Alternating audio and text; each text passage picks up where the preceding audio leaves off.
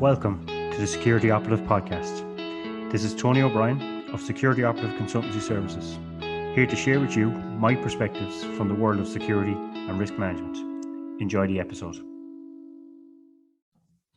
Hello and welcome to the Security Operative Consultancy Services podcast. This is Tony O'Brien here from Security Operative Consultancy Services. Again, on the podcast, we talk about all things security and risk management. Going to keep this one kind of short this week. This is episode number 34, I believe. And the theme of this week's episode is accidents, accident reports, accident management, and how we should deal with accidents in premises, whether we're a provider of security or facilities to our clients, or we are somebody who engages security to provide security or facilities indeed for us. So the different approaches to accidents, accident reports, accident management, and why it's important, I suppose. I suppose why it is important.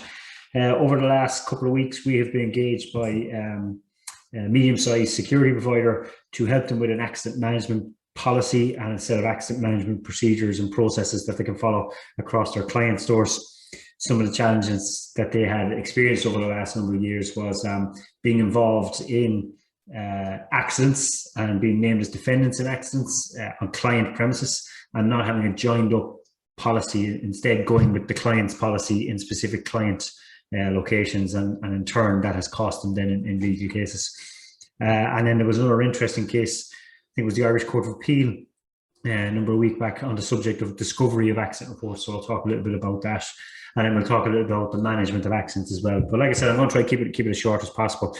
So if I start off, I suppose, with accidents and you know why it is such an issue, I suppose, for providers of security, and indeed particularly these newer model security providers who are facilities providers who are providing security and cleaning and or maintenance, I suppose particularly prevalent for them, but also prevalent for I suppose clients who might be employing security, or anyone who has an in-house security service as well, I suppose.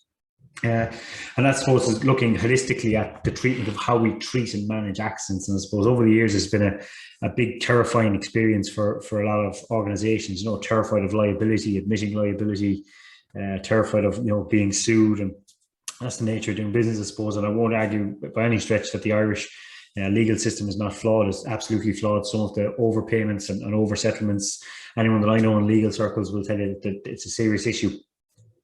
Even the solicitors don't approve, and barristers don't approve of over-settlements by insurance companies.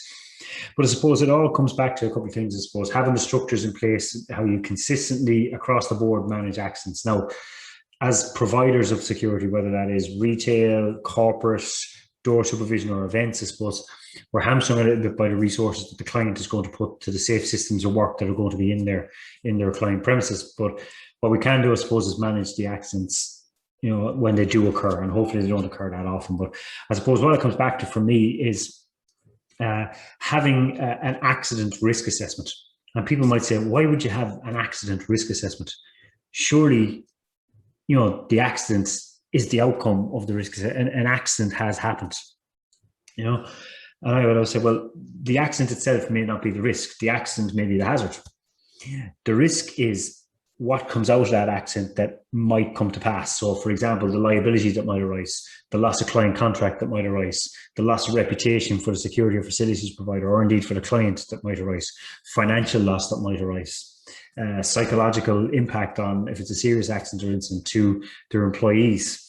So having a risk assessment that looks at, look, these are the potential negative consequences or outcomes for that, but also not just looking at it from a consequential or pure risk point of view, but looking at it from an opportunity risk point of view. What can we start using the accidents that happen? How can we start using those things, those negative interactions, in a positive way to learn from them and improve from them, and looking at that opportunity risk as well, I suppose. Not just making sure it doesn't happen again, but making sure that because this thing happened, everybody else after that has better experience. So we have our risk assessment, we've identified our risks, we come up with a potential treatment plan for those risks, and then we embed that in the policy. And that should be a corporate, if you're a security provider, a corporate security provider's policy on accident management that you then spread out into SOPs within your assignment instruction in the client's file. So you have an accident management procedure then. And those will be tweaked a little bit. But it's important to differentiate here between you having an accident procedure and your client in your client's premises have an accident procedure that they wish you to act upon.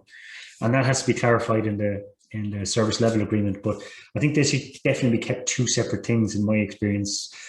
I'm a big proponent of, if you're a security provider for a client, whether that's in a bar, nightclub, hotel, retail, corporate, whatever the case might be, that you should not be completing your client's accident report forms and your client's accident procedure. They may ask you to do that, but I would be very, very wary of doing so. And I would always, even if you are doing that, also complete your own accident report using your own accident procedure. Because the reality is, in the event of an accident, more than likely it's going to result in a civil claim. And in that civil claim, it is very, very likely that you are going to be named as a defendant. Your security company is going to be named as a defendant along with the client. So in a case like that, you completing the client's accident report to protect the client may not necessarily be what best protects you in those circumstances. So it's important for that you don't have that conflict, that you're completing your own independent accident report, your own independent accident investigation of incidents and accidents that happen on client premises, not just completing your client's one. And I would even argue that it shouldn't be you completing your client's one. It shouldn't be an external contractor. So that's a very, very important one. The client, I won't say will often, but can look to push liability from themselves onto the provider, whether that's a facilities or a security provider, for accidents. If you'd filled out their accident report, you're basically providing the evidence that's going to go against you. And I don't think your insurer would thank you for that. You know? So having that independent, that impartial, looking for the things that are going to protect you and your liability, I suppose, in systems like that. So that's having your own, as a security provider, a corporate accident management policy, and then independent, individual accident management procedures on different client sites or different projects that tie back to that policy. And like I said, having that, the risk assessment that comes off the policy and the procedure. In addition to that, then I suppose making sure that you have within your assignment instruction, having that appendix in there for your accident procedure in your actual main body of your assignment instruction. But in addition to that, having accident incident reports in there, whether it's electronic or whether it's paper-based accident or incident report, but also in the appendices somewhere having an accident management checklist for your on-site staff of what are the things you want them to do in the event of an accident or incident happening, and even in the aftermath. And we'll talk a little bit about that.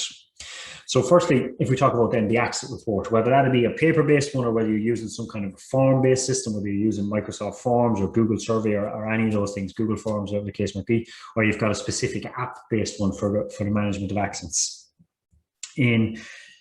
I have an accident template. It's up on our website, and I very recently made amendments to it. But I suppose it's important to stress really to your employees when they're on site, why are we asking you to fill in this accident report? It's not just a case of getting an accident down on paper. The primary reason that security providers are asking employees to fill in accident reports is in anticipation of potential legal claims. Now that brings us into the argument of discovery and whether it's discoverable. So in Ireland and possibly in the jurisdictions where you're listening to us in, we have the principle of discovery, where the other side can come in and look for discovery of documents related to the case, for example, the accident report. And in a number of cases in Ireland recently, there have been cases where the providers or the defendants have fought back and said, no, that accident report is actually legally privileged because it was written with a legal case in mind, so it's legally privileged. You know, it's not just a health and safety report, and the Court of Appeal has held to that the primary reason in those cases were. So I would always say having something at the top, and I'll put my if you're watching on YouTube, I'll put my accident report template up on the screen here for you. If you're not watching on YouTube, I will put it in the show notes so you can have a look at it. But I generally have a note at the top of the accident incident report to get across to the person. Look at, you're writing an accident incident report for the sole reason, the primary reason, I won't say the sole reason, the primary reason of potentially going to court and defending that accident incident report. Okay, you have to assume that every time you fill in an accident and incident report, that you are going to end up defending the evidence that you write in that report, whether it's electronically or on paper, in a courtroom. So you have to remember that with the quality of detail and incident that you put in it. It has to be factual, it has to be full, it has to be to the point, and it can't be based on opinion in most cases. So the general header that I put in as a note in there is, and I'll read it out directly for those of you who aren't watching it on YouTube, I suppose. This report must be completed as soon as it's practicable after an incident or accident by a competent person. I'm going to come to that in a second. So as soon as it's practicable, making it a contemporaneous record of events. And contemporaneous records are often given much more weight in courts than records making a more distance or time into the future. And then it must be completed by a competent person. So what that says to me is then that if we're going to ask that our accident report is completed by a competent person, then we should have given that person the training to complete an accident report, whether that training was online or in person, but they must be shown, look, this is the principles of an accident report, this is why you're filling it out, this is how you fill it out, and this is what will happen with that report later. And they must be supervised and monitored and make sure that they're given the correct instruction. So the note then goes on to say, the person completing this report must be aware that the primary purpose of the report being completed is with a view to a potential future civil claim. The report may be used in evidence. It may also be reported to the Health and Safety Authority and forms part of our overall key reporting metrics. So it could be used in a civil case. It could also potentially be used in a criminal case under the Health and Safety Acts. So the person writing and completing a report must be made aware at the very, very start, or should be made aware, that the report that they are writing, they may very likely have to go to court and defend its contents, and they have to write that. Now, when I'm completing accident reports, or when I'm designing accident reports, I generally define it into two different parts. I have my cover page, which is the accident report, which is the basic details of the people involved, your accident details like your time, date, site, location, people involved. The details of the person who was injured, the details of the injuries, and the details of any treatment or witnesses. And then that's as far as I will go with the public page. Following that, my second pages are investigatory, and I make a point of putting this at the second page. So second page starts off with, please provide full details of the accident or incident below, including any witness statements. Attach further pages if required, because what we don't want is a person putting less in order to fit it into the page. Please attach any sketches, photographs, or video footage of the accident or incident report to this form. Now, we'll go into accident management and checklists in a couple of minutes, but we want to put more than the accidents. And then a highlighted page, a highlighted note that says, this page is for company use only and should not be viewed by or given to the customer at the time of the incident. So then we have our page for filling it in and a truthfulness declaration then at the end. And then we can have whatever additional pages then that we want to put in it then afterwards. But important to get across to people, why are we completing accident reports? Every accident report is completed bearing in mind that we assume a claim is going to come in. So it's a legal report you are filling out. It has to be filled out with that detail included. So in addition to that, we have our report, we have our statements. We also have to give some guidance then to, I suppose, the people completing the report on what we expect them to do in the event of that accident occurring. So what do we expect you to do? What evidence do we expect you to gather? And how do we go about gathering that evidence? So at the initial stage of the accident, having an accident checklist, I don't have it open here on the screen, or I would, but I'll put my accident checklist in the into the show notes for this if anyone's looking for a PDF version of it. So we're looking for them certainly to complete an accident report. We're looking for them certainly to get witness details. And we're looking for them certainly to cordon off an area or secure a sterile area. Contact emergency services if required. Okay, secondary. We're going to start looking at spreading this out then. We're looking at save the CCTV footage, take photographs and overtake photographs. And we talk about taking photographs. I did a separate article before on little accident kit that I keep. So having a little accident kit included in your site kit for managing accidents. And in that I would have things like a tape measure, because when you take photographs, you want to take your photographs to scale and have some measurements on it. I keep some graph paper for getting out a drawn graph, but there's also technology solutions that can work for that now. So gathering the evidence, video footage, drawings, photographs, witness details, statements from people, and showing an employee then how exactly we expect you to compile a statement for an accident. And that's a separate podcast. I'll do something on that separately. And then in the aftermath of then what we want them to do, call management. And then that's in our on-site. Let your security contract management know, your account manager know about it. Post that then we have a corporate accident management. Okay, an accident has occurred in our site. We have been communicated this by our security officer or a cleaner or a facilities management person.